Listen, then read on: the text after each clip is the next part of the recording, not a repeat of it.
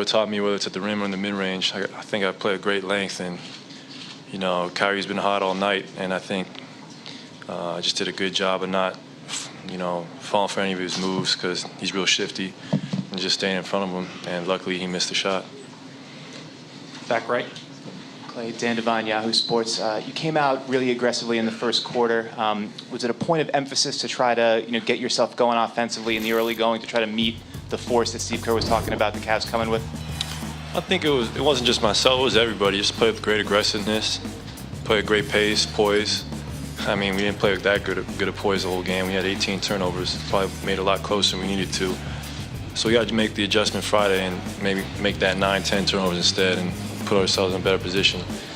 But it was a point of emphasis for us just to get up and down, make them play at our pace, and get this thing going in transition. Kenny, standing on the right. Clay, Kenny wrote to WHBC. The final 3 minutes, you're down 113, 107. You're down 6 points. What changed? Was there something that was said in the huddle? What happened to allow you guys to go on an 11-0 run to win the game? Not turning the ball over. And we obviously have, two of the best shot makers in the world, in Steph and KD. And those guys did a great job willing us back into it. And our defense, I think our defense was really sound.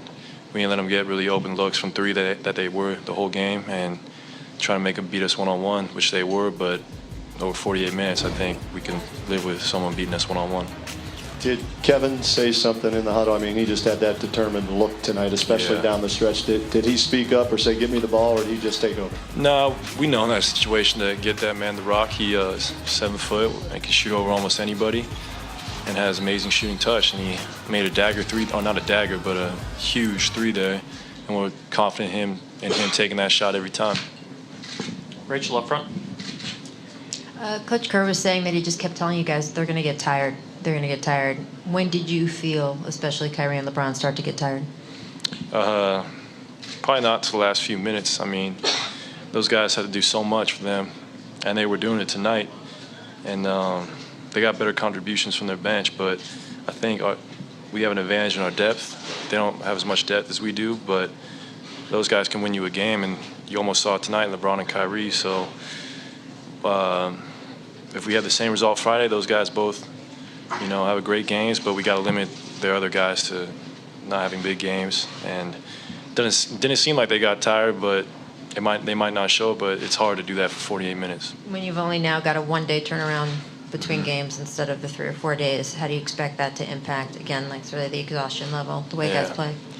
I think we'll all be fine. I mean, this is the most minutes I think we played all year between me, Steph, and Kev, and Coach Kerr has done a great job managing our minutes, and we know what's at stake, and that's the NBA title. So we won't be tired because we got adrenaline on our side, and we got to act like this is a do-or-die situation. We don't want to go back to the band win it. We want to finish it here and forget this game quickly and lock in from, tomorrow morning and get ready for, a battle on Friday.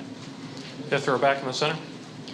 Clay, Spencer Davies, Basketball Insiders. I was just wondering, got a couple of open floor dunks, got a lot of those threes to fall. I haven't seen that in a while. Just like that in Game 2. Was this the most comfortable you felt offensively here in the finals? I mean, you could say that because I was getting great looks. I was being patient.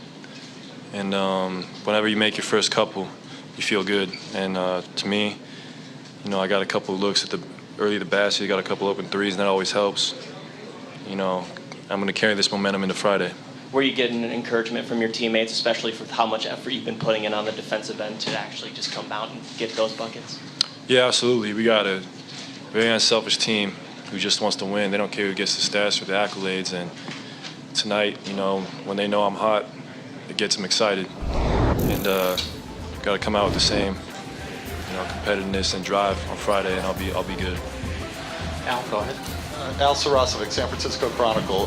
Things got pretty testy in the second quarter. Can you talk a little bit about both Steph and Draymond kind of got into it with people?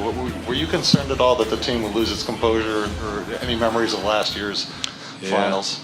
No, we've learned from last year, and Draymond's gotten better from it. And Steph's really competitive, and it's the finals. Both teams want to win so badly. We know what's at stake, so emotions might get the best of you at times, and it's not the worst thing in the world. It gets your team fired up and it locks you back in to be competitive and, not give your opponent an inch. So we're not going to lose our heads. We know what's at stake, and We're going to come out Friday and play with some great poise. Any final question? Thanks, Clay. No problem.